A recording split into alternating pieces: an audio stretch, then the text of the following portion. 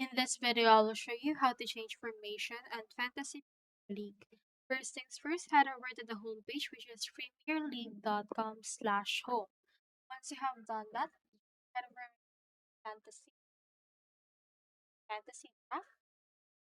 Then once you have done that draft, you should be able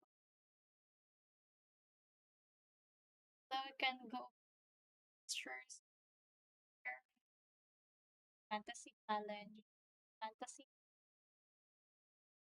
board game, or the game plays that they will take.